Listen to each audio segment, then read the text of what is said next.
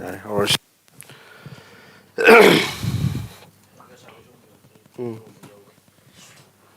Gaisho. Gaisho jacket ramen. I was jacket. I like.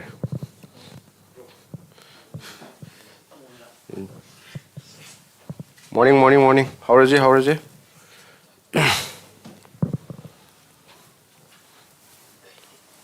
Yeah, we on.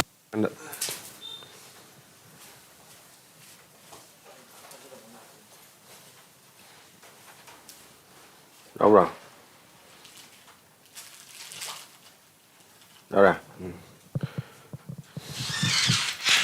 Okay. No, how is it? Polity analyze. Okay, no. In how much time the vacant post of a president should be filled? Hai. Okay, no question in hai. Suppose president ke doga ham madam sidokre khalajine. Ko. Atari magi post hang le horom natra. Akoina khange akoina nainagi buda ke doga hagi sana. माजे Hong ले president की महुची कना लाकनी vice president लाकनी को अदो vice president अदुम ओइ लाई याब्रा यादी को अदा वाइस प्रेसिडेंट सी वे अदुम लेता वाइस प्रेसिडेंट मा हांग ले होइद्रो सुमी को अदि लॉजिक तो सानाबिरो अदुन के दौरे मा हाइजे कम कांड फिल तो दौने बा 6 months within 6 months को काव यादे नेक्स्ट हम यंग जे आर्टिकल क्या डिटेल्स नोना खंबी के हागन के तो साना सुमाइना answer explanation he happen ko maninga adu do yeng biro he na mamuta ba khangbi ge hai tar ga di adu bu ya budi arabni no exam ge di you know which state has the largest number of members in the lok sabha hai lok sabha da total member kya lege 545 natro munatao rajya sabha da na kya 250 ni ko yaina adoma hai sigi ngasai gi lok sabha da lai rei ba member je state amaga masing mana deba kudam na kana khoi manipur gi kya no ani khakta natro sumai to khwai digi yamba state to karam oidu noi uttar pradesh very good se trick kamai khangni khambra missing khwai digi yamba state se keno uttar pradesh natro sima khamri ga kya lai na in particular hanga ga kya ha ga da 80 ha ga da ko kya hai ne ba 80 so my list lai ko sida go to biro Andhra Pradesh ki kya kumanga le re ko akoi question dari kya no khwai yam ba na tro khwai yam ba kai le re si le re ko aro sida am ga tang gyong khwai yam ba gi na khwai yam da ba natraga ayam ba khara mari manga khan tore na arrange to na hanga jai ko kan taw sa nai ja khwai yam ba di kana le ni Uttar Pradesh le re ko mathang am yeng ji khara khwai yam ba di kana ne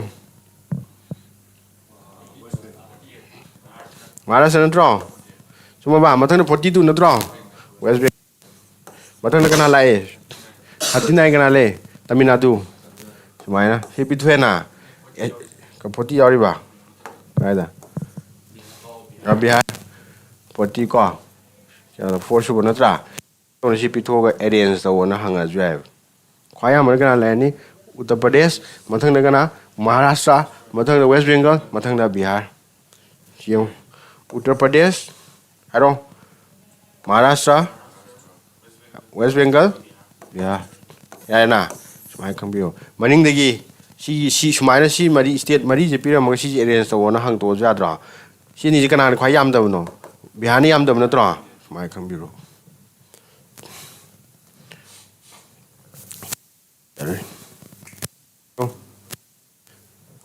me amaru ni ko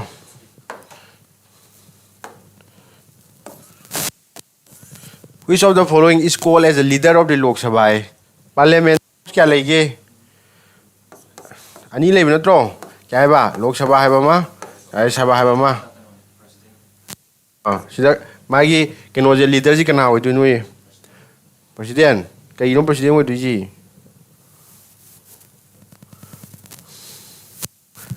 Leader of the house hai ni ko. Kaya no ne pa tao wo loi ra ni si bo ai no top 100 question pi tu yaw bo ne president wo ya wo mo da speaker sikak thalo si ni ji manung lai ra hai do ge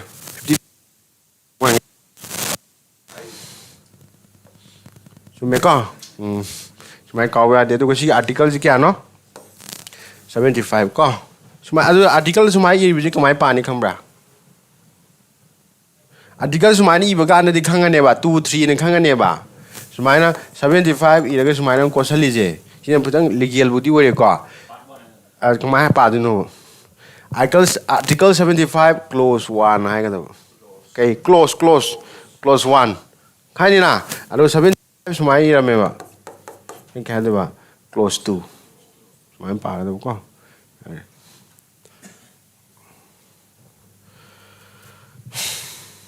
Yo.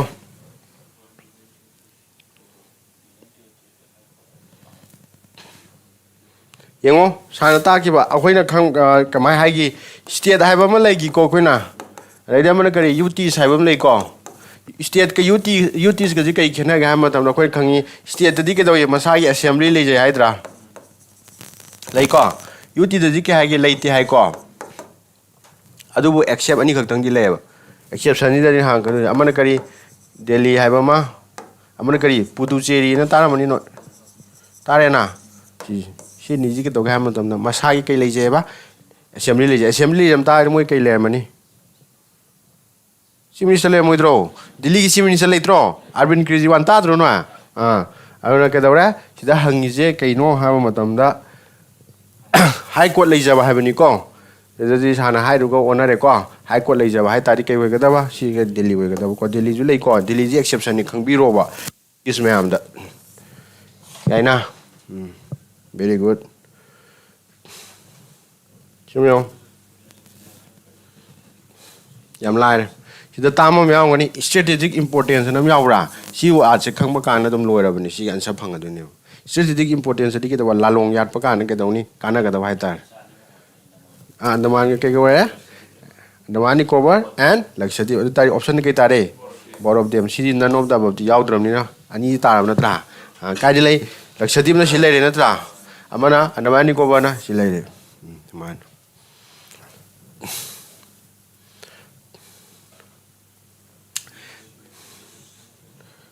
NGT takramani NGT je sahang kyo constitutional body oidira takibdra sana Constitution body have a statutory body have takre ko statutory body whether ani jimanung da hairo sat laun ala lakan mon khala ga ko amarak thana koi CISF ki ko CISF ki ke dawra cash cross hora bani ko ana interest laiba ke dawra candidate sing adum ke dawra contact tok salak pa agani Hello. Kay wani ba constitutional body we gadro. We constitutional body di kay hai sana. Constitution semja ba kana masagi dum yaujera ba body ne have na tro. Ada gadi NGT ji yauk te ba NGT ji kam kana phum no 2010 da sem ne ba. Ada ri ke do ni. Kay we no statutory body we na tro. Kay no kauri ji. Kaw ya de. Very good. Rahul Naurem statutory body. Sile. Ma ek kya da sem ne hai ge. 2010 da sem ne have na tro. Yarba kai matang de lebo no khangbi ga doi je manu husana NGT have je NGT have je ka dawra full form kai no khange National Green Travel Lane have na tro kam kana link pa 2010 link company ju khange ko hayem pe kha na te na hangjila ga doi ne ba kai gi tamok ta lebo no na kai gi tamok ta lebo male environmental kan na ba case songna ba matam no khoi de songna ka doi ni ko mai na ki dang manung hut pi ji ko Siwaro Akoigi yengo Akoina Buddhism haiba ma Amana no Jainism manam taramani Tare ko Ana sida chigi case di ke ma haje Jain haire ko Jain hai tadi Buddhism where na tra kai wani Jainism wani ko Jainism da ke do ga matam da koi Tirthankar na le Tirthankar haiba di ke no matam da koi guru hai ko samani ko natraga teacher hai samani Yarba, I am Bekata Tirthankar have the Kano Hamlet of the Guru Natraga teacher Yam Mekalajeva. I don't question Biroka. Ada Ahogi Jainism the Tirthankar Kia Legian Haktagati Kaunuko, Kungamari Le Kangada. Kaleva, Kungamari. Kungamari is a quite a hand Bajikanano, have to Makambiro, Aduga Kunga Humdo Shubanatra Sidahangija, Kumari Shubudikanano Hamaton, Mahabira and Taramani. Tareko, Mahabira. She's naked Kashu Nevsana. 24 su ne sida hanga ijin kya su ba kunga humdoi subani ko kumdoi subana kana no ha matamda pras banat hai banu paji ojune ko aduga wanduna kari rishi banat ana lemgani ko paren check taw spelling ya sa kitang soiba male ko rishi banat hai ni ko gan ta hoi ko kya leba sida yammo le mo ta bidha ke Jainism da akoi gi trithang ka kya leba kun mari ni ko aha maduna kaina hogra an hogra banatra adedi kunga humdoi subuduna kaina hoyi pi na hobuna tra sumai trick sana phabi bi ai ko kunga mari duna kaino em na hobuna tro si ahum ji katang khangbi lore atai kumari ma loi sim pha pha ne ab leiti ko yani na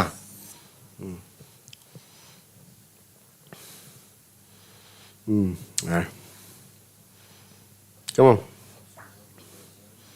Nirvana na haibiga thadi hayang adum hangmani sumaina Nirvana haibiga thadi kaino hai matamda enlightenment haibani ko enlightenment adi kedawa akoigi masek mangang phangba lausing phangba one who acquire knowledge haibani ko ana buddha ji kedawi akoigi umagi makhara phama kana lining duni maje aro lining ga kana kai phangdiwa very good rishi banat hare ji sume kai do duni ba knowledge myam phangduni ko adu knowledge phangdu akhona kaya khana ga matam nirvana hai khangnei ba ata nirvana gautam buddha gi nirvana ja kari na mo singe hai ta kai mo singe ne ba buddhi tree natraga heng be khar sumai yo ma jai ko buddhi tree gi mo ta na maina people tree ne yo me khala je ba siak ta khosan ga da khang na anum summa ni ko di very good Yung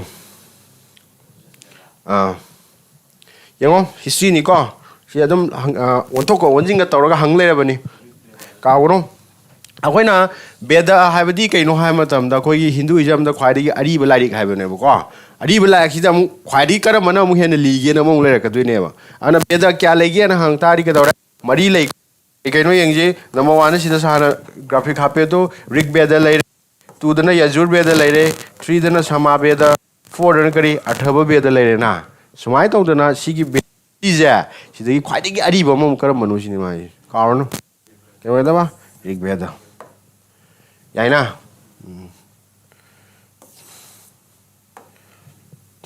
next thing is yare sidam yung Rig Veda da kai hauga matam da 10 mandalas hawe ba 10 mandalas habi matam mandalas means kai no matam da book habi kaunu ko Rig Veda da kai hawe ba lari kai hawe ba tara yare chola gi kai we ga ba tiger we ga muna taw bo we ga na kai we ga ba chera na le ko chera ha ba ji ngo akoi gi peninsula India sumai le tra le ko sai da pan ba ji na kai ko ga ma tam na chera ka we ba re ji ka do re sai da pan ba ji na kai ko sola ka we ba yar ba sai da masi am pa lo tra si na kai ko ga ma tam ko na pan dias ka we si hom je yam to na dum hanguni ko moi symbol ja chera gi na kai no ha ma tam na sa na mo ji ka ga bo ne mo ko le chola gi na sa kai na tiger na ha na tra ro fish or crabs na ka nai we ga da ba pan dia gi we ga da dai na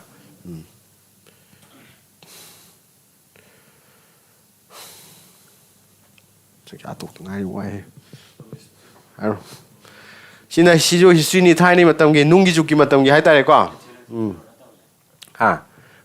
which of the following is not a characteristic of Neolithic period hai Neolithic period ki magun nataba characteristic di kya ge magun hai natro magun nataba ji kadam banu sini mai kai bam dong wale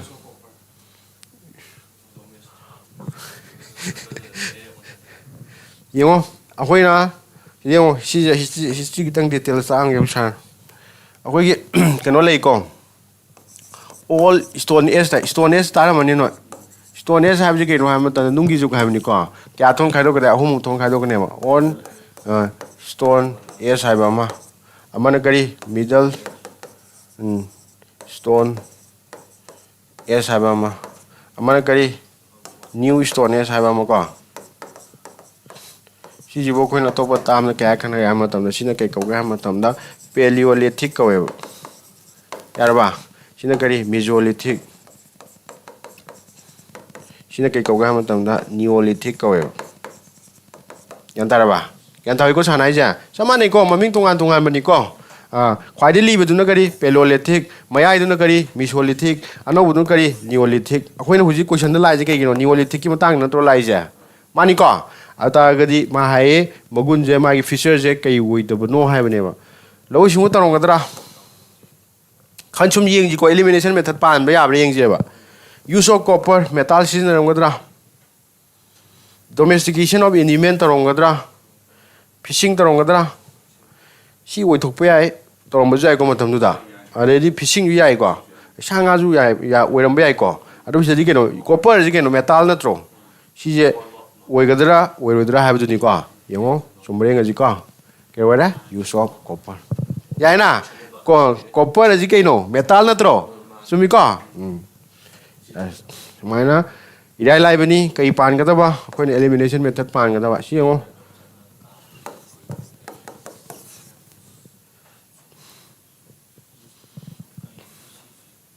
Kano.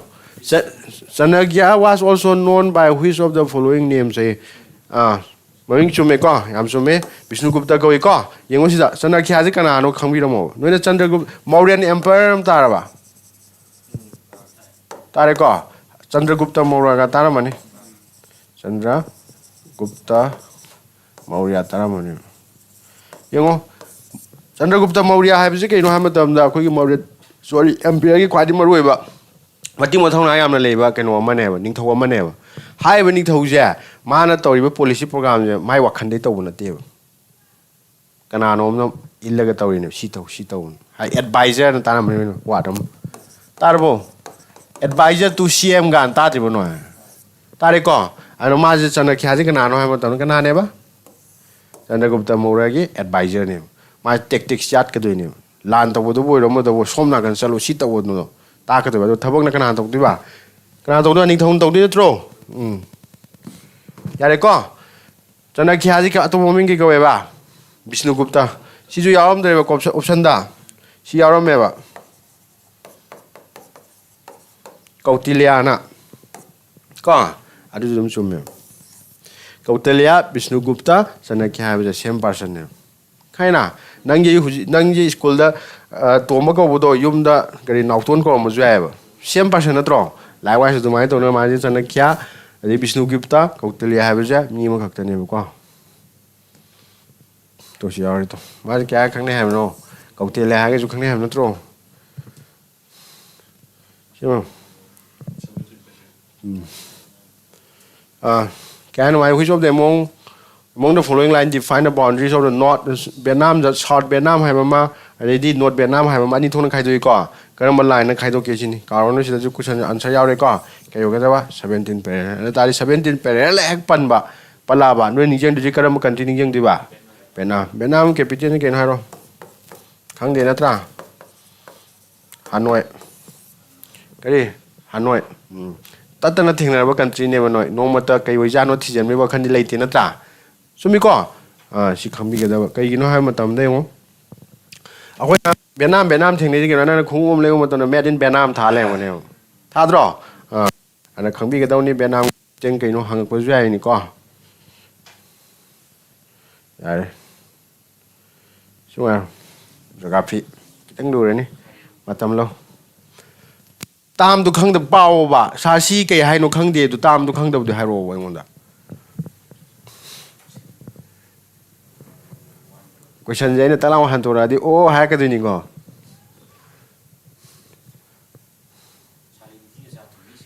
Tunisian Wavani. Salinity of the ocean having a my which of the following are correct having a way Samudra gishing a Tomisi Lige. See Matang the Karamasung is in my eyes, Makata P. options that. Yo.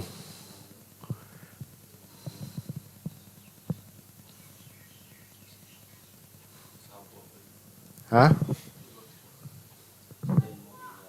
I'm some Naharico. Option C. Lelo again come back, Santakram. Hang the Kaura. Samudram lady Kalajeva. Michael could not get a lane and look lady Kalajeva. She will go gamut on the Lelok sea go. Very good. She will only go.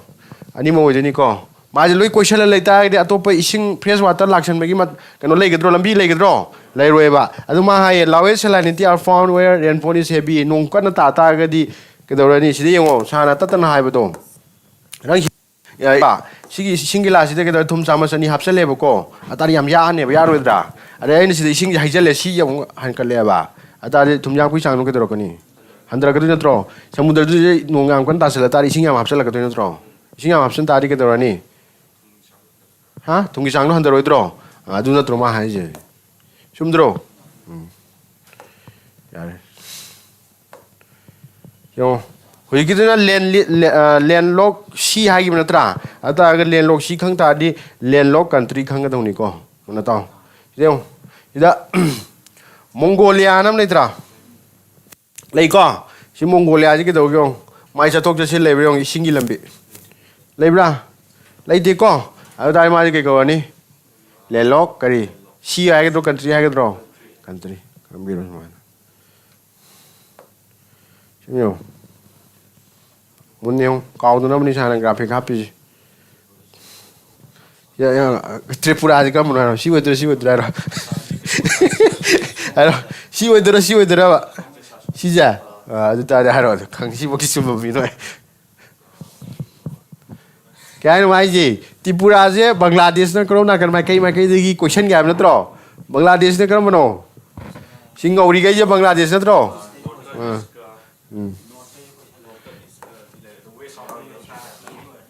Yung ko. Sano ji kaya si Tripura na na tra. Sumi ko. Yaw ring ji haura ji ekta mai kai ma te ekta pairo si chao na tra. Sao yaw ring. Sao yaw ba atari si option ji mangan gai ba ya. Ke gi sao yaw am da gi. Sumi ko. Mathang na ke dawi. Kan ji kai no west na tro. West out you. Sele.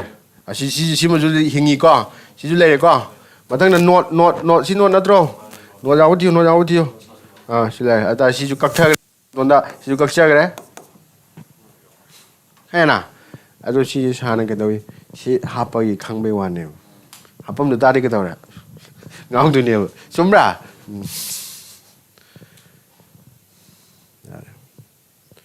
Ye. Chimyo. Uranium jam maroi ba met kanon ko element ni ko. Wow rabra. Silai si kai la kai stian no si. Andhra Pradesh atra uranium deposit am lai bati kai wai kita ba? Andhra Pradesh.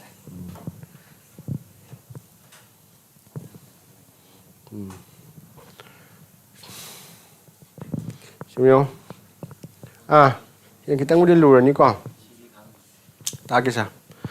Noina yumda ujala gi gas wala bro phangabo ga haina budi taramani taraba adi scheme ni ko government gi mona taw ada sidi mo sida si ujala gas ki ujala do nati ko sidi adogi ujala do karam boy gada gi ha matam da w yaw ngada ujala do da khamra hani na ado ujala ha da w yaw ma ba ado tari ke ga gas ki woy da khan gada se w yaw ra yaw di ko w yaw da ni kai gi gada ba led bulb ki woy gada ni khang gada ni ko Yang tahu sana aja. Sini yang umai. The scheme aims for the reductions of carbon dioxide emissions. Si cumi ko. High risk scheme je kita orang boleh risk scheme no high macam dah. Aku lagi carbon dioxide high bagi gas atmosphere ada thadok poje. Kita bahan dana bagi kita macam aku India go menu pakai scheme ni. Sini ada ko. The scheme is being implemented by the Energy and Resources Institute. Silali ko. Under this scheme, the government provide LED bulbs to the household at 1/3 the market price. Cái thiên này mà mình đó, ở đây cái tà đấy cái nào nó phong được ba? Bây giờ mình nó phong được ni co. Cái nào base scheme nhưng mà khác ra, chỉ ujala hay base scheme nhưng mà khác ra. Ở đây option cái tà đấy, 1 and 3 out ra, ya vậy co. Cái này na, cái nào nó phải cắt bên này ba? Energy Efficiency Service Limited hay bây giờ phải cắt bên này. Anh mang chỉ cái hay chứ lệ. Energy and Resource Institute là hay chân rồi.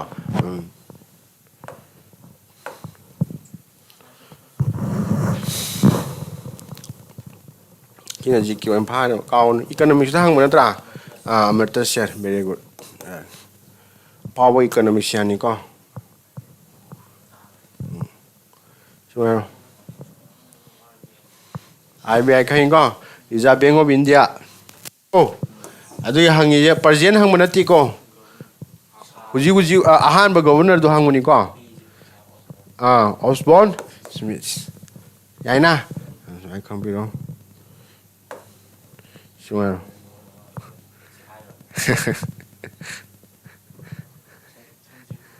Anh mà nó hai mà tên gì nó bị khá hơn cái gì cái nó này kia số bên nhà kia thì ai rồi anh bảo you adu kia số bên nó hay bà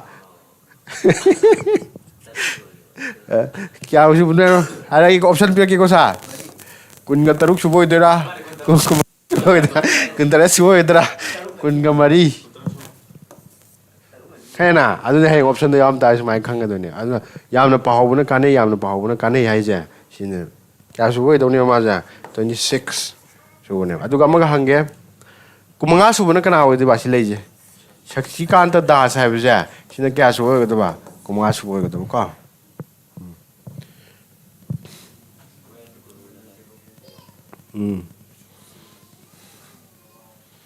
Guru Nanak chào anh kia xin mời đi xin phao anh phao có 15 April 1469 cái này na anh em không quên na Guru Nanak de mai po po numi sukoi na kay hai na celebrate tau ga matam da Prakash Diwas hai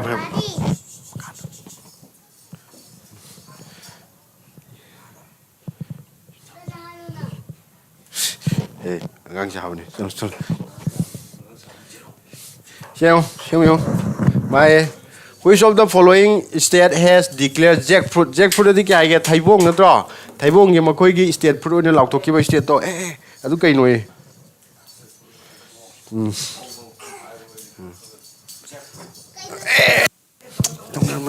Jadi mana mau pun jadi thai bông ni, nama bapa lah puja ni calo, mana mau kau dah di mana mau pun calo.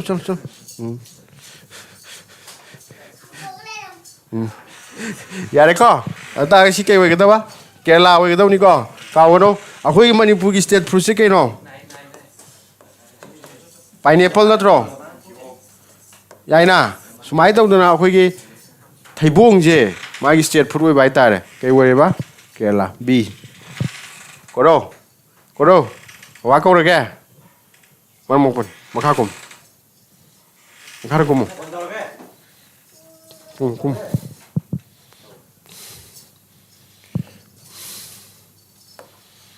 Kau, ya mana dah, si bu kang jadi, IG kita rồi. Huyen lang luôn hay nó trò, si dân nói nào khuyên mình phụ sao về cái Đài Loan khang như này, thôi mình tin chưa? Assam sana là chỉ khang cái đó, Bihar sana thì khang cái đó ba, khuyên nó mỗi cái gì cái khang đó, tụi mình mỗi dùng ngau tụi này ba. So mình có, huyen lang luôn hay ta đi cái đó, it is an ancient art and a living tradition, xong ba, si vậy đó, where rồi, Manipur nó trò, it is an Indian martial art form Manipur rồi, si vậy đó. Đây na.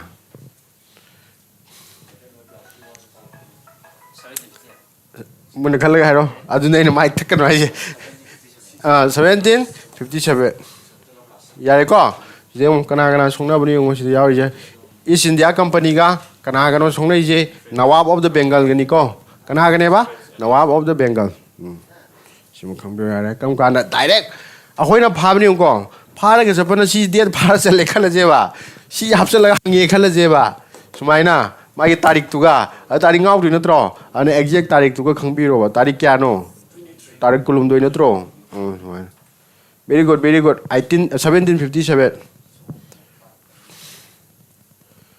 cái gì chuông nó yang sao sai yang aku nak saya kita guru nó memang yang tera guru je kadang religion kita hamil tam Sikh kini apa kamera Sikh anda tahu mana ta noi koya je pakang budo moi gini ko ada moi gi maru ebo guru kya lagi hamil tam guru tara lagi ko kya leba guru tara juga manung dah kau ini keno je aru ebo guru ji kena noi kena apa guru Gobind Singh kata ada aham guru di kena apa mana Haro, guru terale ya, benar terus sana.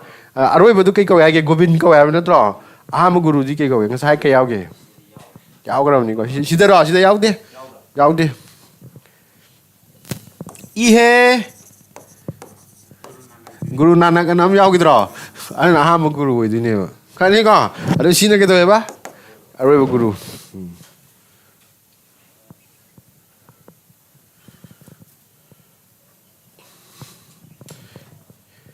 Yung dale. Chịu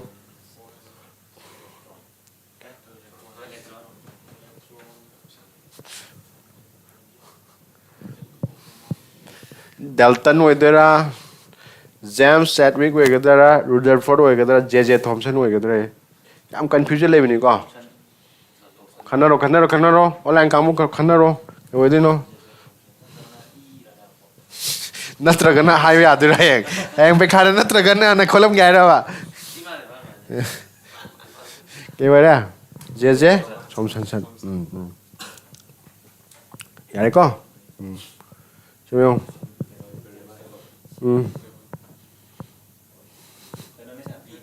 B. Dimitri Mendeleev. Kau nó có. Chứ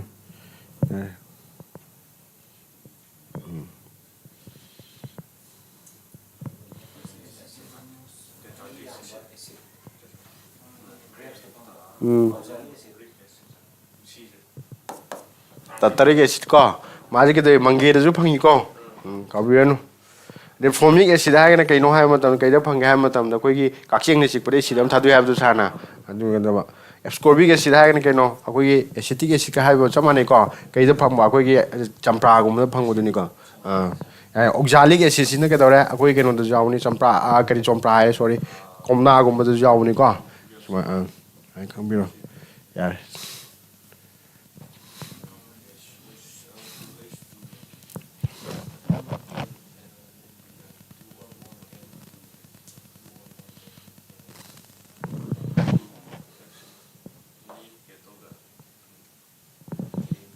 combination adi kai punjan number reaction hai na tro punjan number reaction da sum karam sum ge sin ma stem manu we A whether B whether C whether D whether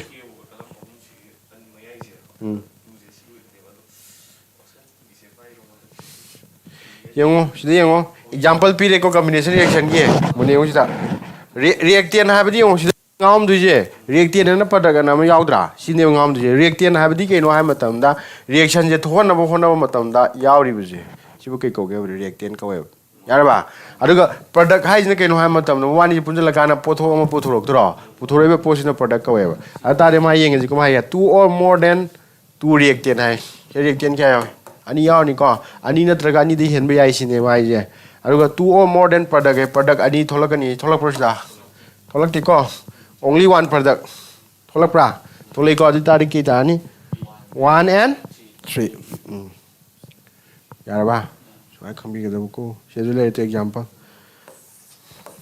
ani natro tholak pa ke ya tholak ke modang tholak pa natro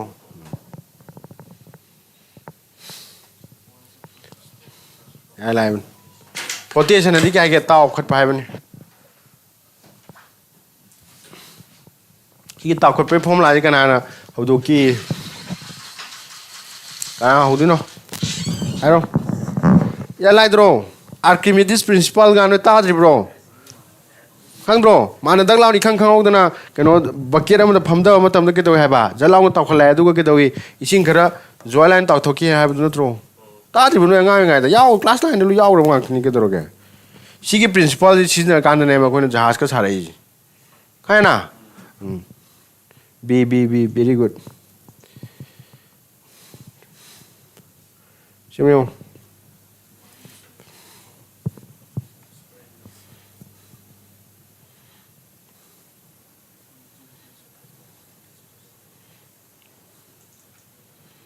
question ni na ge han no khang ba khang de akoi na any akoi gi any shape ama de gi akoi na mahi ja haidare khala je ba haidaba matam na haidaba di drop ni ko thadar ka tuje in the sense jo haidaba dia ti ko drop thadaba matam no always time ma ji ke tawe matum ta na honari je ke merang gi noi pakthi gi square re ga sumai ta ba yaw na na yaw di ko phai di ga ta ba yaw na yaw always time ke tawe matum ta sa na hona dra si je karam phenomenon na we noi ka no due to surface tension ya na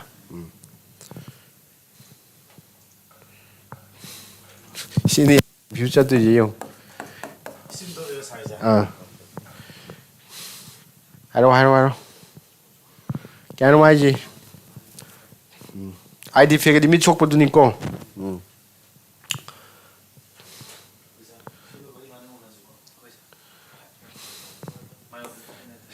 I know. Would I give money? You want that? No, that's the side near Cyber near Saw and no can over can never negative one and I can never. Can go? Can know. Far side near Cyber Madam Rapo Avenue. Can that ba? At the Arapo Uba, Anapoticano, Arapu died and a Purong draw, Morocco. At I gave you. I had a cause. How is Yanapoyam? We will go. Arapati would have a queen sway me.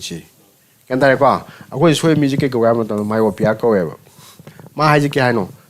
Arapo would have Arapo Uanapo would have a throw. I do opposite again. Hypermetropia in a throw. My computer. B. Yanina. Physics Nico.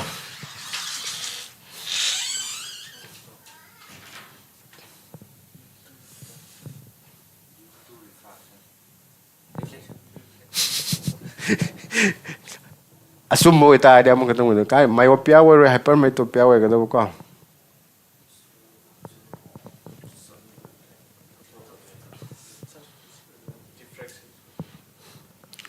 Kaya naman question na ji kaya no khanga mo na tro. Nang na ising da yeng da mo matam da makha da leiba nga do. Mathak ta chakha pa man du ne ba thengnara mani na.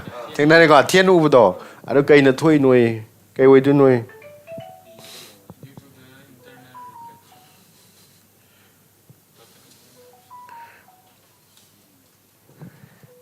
I don't want refraction. Reflection and the guy. Taktuk by Nico. She done in winning out.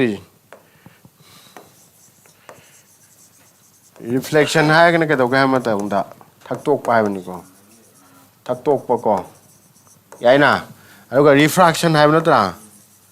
Refraction high gonna get no hammer down that. Take talk by Avenue. Take talk. Paita. Yana, so my salam was my second. She take over control.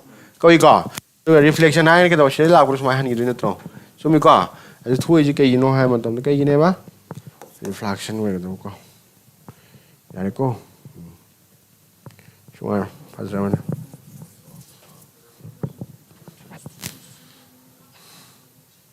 Very good refraction.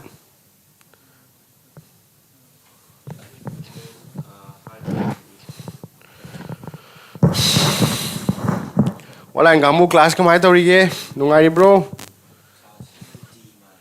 di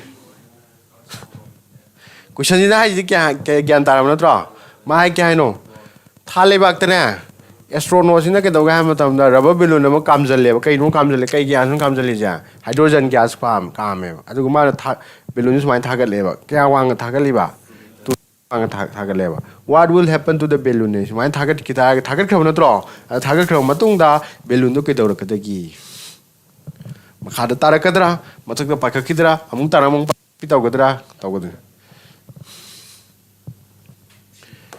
it will fall down when ni ka kai na ha matam thale bak te atmosphere le hai bro thale bak te atmosphere le bro leite ko kem leite ko sidaga khoina tawri ji sida अखोई art ले जी के दौरे atmosphere ले ने atmosphere जी के दौरे सी gas hydrogen gas यांग इब नत्रो यांग ता एटमॉस्फेयर ले तबनी के दौरे मा केम ले अल्टीमेटली सिददी अखोई आर्ट यांग पोसे आरदी के याक तिनो वे याक तिनो त्रो अतारी के तोनी मखा तारोय द्रो अरे को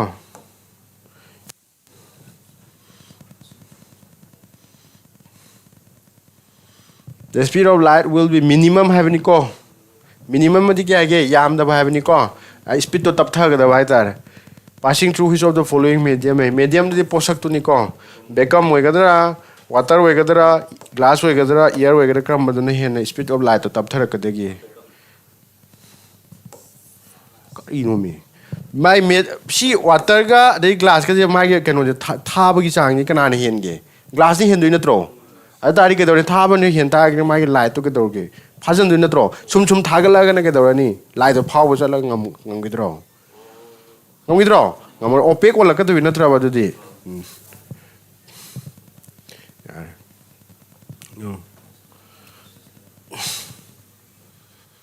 Biology lanjale. Very good. Glass. D. Very good. Kano di khamra reflection na di kano khanga banoi. Ani sumai na wona kin sak thinge to kan nang chat law han to kineba. Nadaga namit tak law to neba. Khapoidra. Adu ke na matam nang to ra gen to na teba. Chat law na pau tak pi ne ko. Sibu ko nang khang nang matam da. Akoi gi reflection ha khang ne. Asa om tak thim kan ke to da tak law na akoi nang han to reis. Spinal cord very good. You want? Ya lai.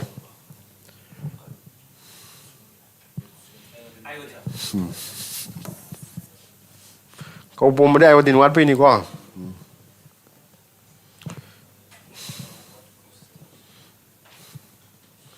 Ecosystem na tar na tro. Ecosystem de akoi bud lei ba leng na pa le ba ji pa ma mam ji ni ko. Si ji kana si gi father hai tari kana khang na gi. Ha? A third tensely we brengo sabo kausale. Yamandana. Yare ko. A third tensely we ga ko. Yare mana hai ecology ecosystem hai ba watch man kam kana sem gi no hai matam da 1935 to ko.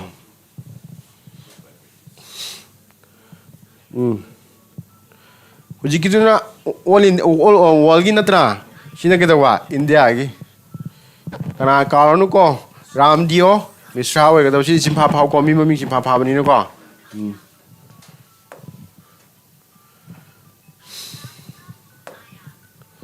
Tum gano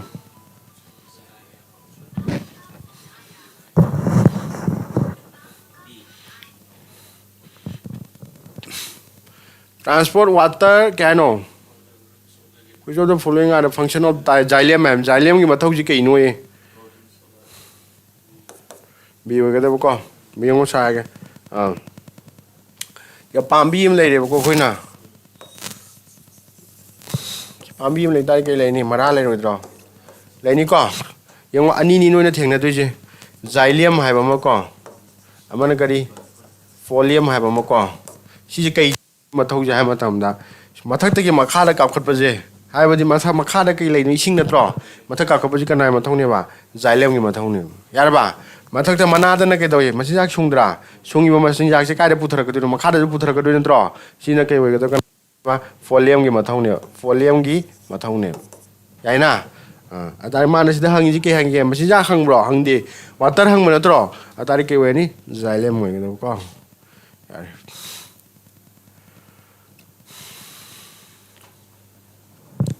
Bami compost khangi na Bami composting adi kya ge tin thok yo laga khoina ha sem na tra si ji kai do ma ge karam method no bed method hai bi ji kai noi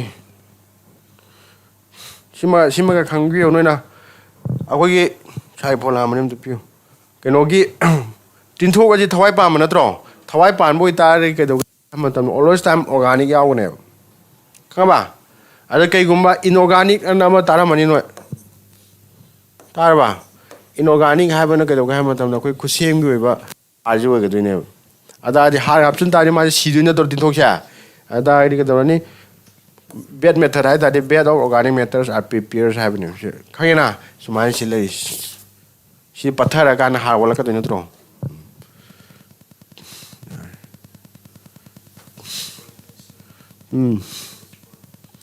Pollination adi kenu khambra.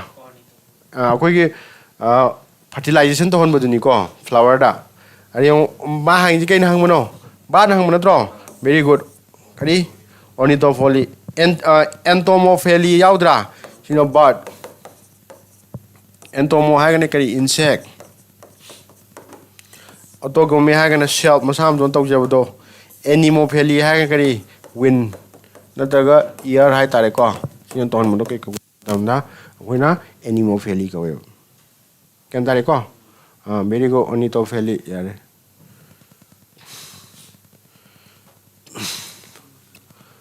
On which of the following principle hydraulic leap khangi ko sumai thang ka paduna da sui am na maga karma principle da keno to inui ke ga da ba Pascal law pressure ga mai le na po na tro atari ke we ni yellow gitu.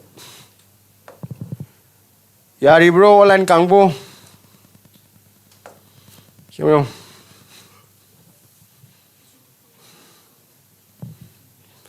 Sigi pokai je uramani dan wa detol ga je uramani. Uri ko kai wujud nu imu koi.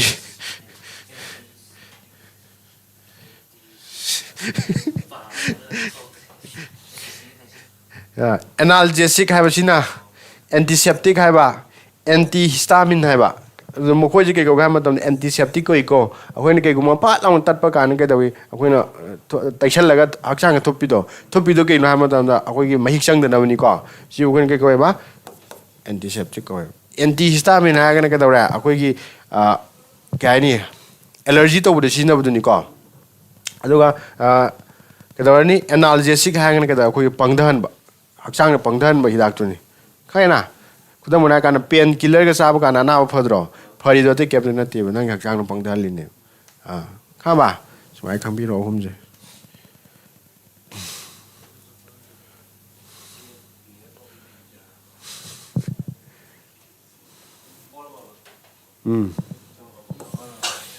ITBB tu ni asam ra pan ni central ja police force ni tra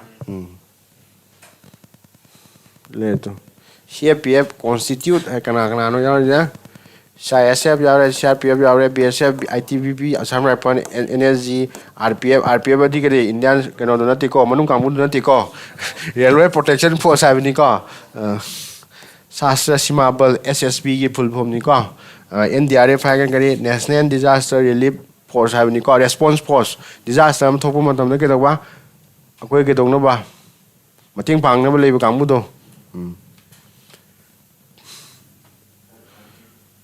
Gandhi in Champaran kanane igi lai mami ni ko lai mami hangu jong DG Tendulkar yar mai kambiro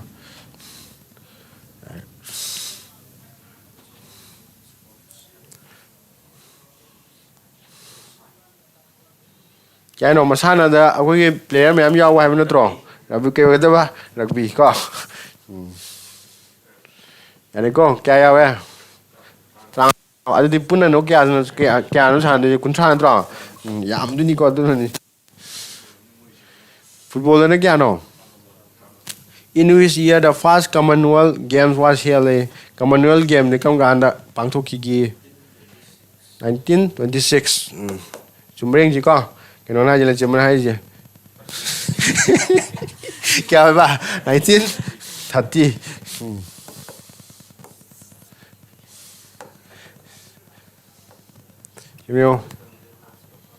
Winter Olympic Games Olympic to ani sui ko Summer Olympic ha ma Winter Olympic ha ma aro winter ji kai pang thok ki kai no ga da ba si France wa ngani France yare ko chumi ko kam kana pang thok ki ba 1924 yare ma sigum ma jo hanguni ko pa ga thok ti garage Zenis and Pilori Kosigini recently seen in news kai oi du ni man kai oi ni nga yek pi nga oi man ni natro si yem de si yam de kan kai khang spider frog la kai lo ngau thi natro no ja yong ko si hang pe ko kai na ma to kai de phang na ma tam da noi tha jaro du ni kai de phang ma na ga ni ko ba kai de phang ni no na ga len da phang ak pone khang ak pone mo na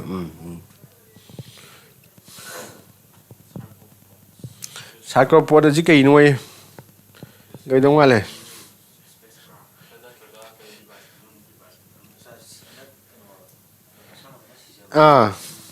kai ga da ba euthanasia device we ga da ko euthanasia di kai no hai ma tam da na akoi awa ba phau da hakchang na na ba phau da adum tum ba ga dum si jagi do adu gum gi device amani ko yara ba adiong kana na sa bano hai diong sile to ni check what kind of a disorder is sickle cell ni ke mate kem na te ko i gi leina ni ko ke we ni inherited blood disorder yare ko chumyo stroke kana no Jaksa di kana na tam Japan gi ni ko Isro di India gi le natro asida Isa nam yaudra Isa ni European gi we ga da ba CNSA we bra CNC kano gi China gi we ni ko na sa na America gi yare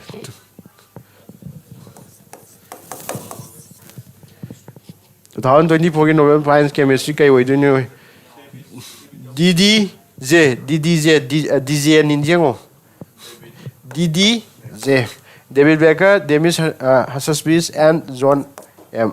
DDZ kata DJ soda ninjengo kau dena ko chemistry gini ko chemistry kai ne ba DDZ kai dei si mami ni kamai sima pu du na ha ba shortcut ta ya option yin khang da di na tro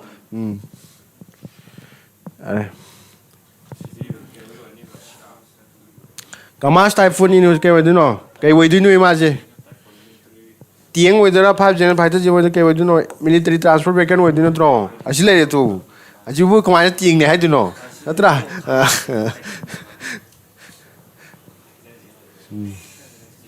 Yengo, what is the primary function of a supercomputer? Supercomputer tara natra supercomputer gi mathau ji ken ha matam na karono scientific simulation so e da ko simulation what processing graphic design ga ja ko ga computer ma sa ji nam taw ya ba ko adu scientific simulation hai tari kai ga robot ka sare ji kai na mo ko ji kai no ha matam si ne supercomputer ga ta ne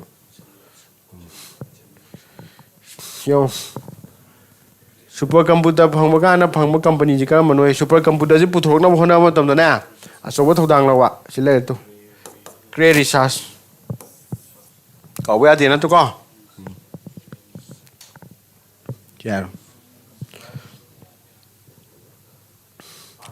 Param ka we di khange maning da myam hapsalami yaudro param rudra param chetak param 457 param 007 gan le ko ke we ga ba e we di no param rudra we ga ba ya na lo shalas ka shi gi ko online kangbu class nu ngai bro Duga marak thana akhoi CISF ki ke dawra fireman gi